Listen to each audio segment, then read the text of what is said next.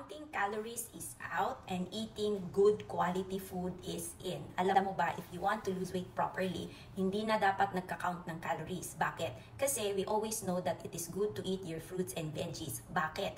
Dahil ang fruits and veggies, aside from it's rich in fiber, carbohydrates, vitamins, minerals, and good protein, ito ay very low in calories. So automatic, if you eat good quality food, bababa agad yung calorie intake mo. And bakit siya naging healthy? Kasi lahat ng meron sa fruits and veggies natin will make us go, grow, and glow. So more energy, healthier looking body, and good immune system.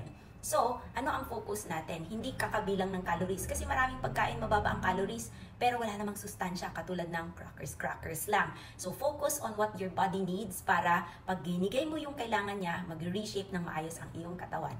Want more tips? Join our 7 Days Inch Loss Challenge. We will teach you lifelong eating skills para hindi lang sustainable, kundi achievable din ang weight loss and inch loss.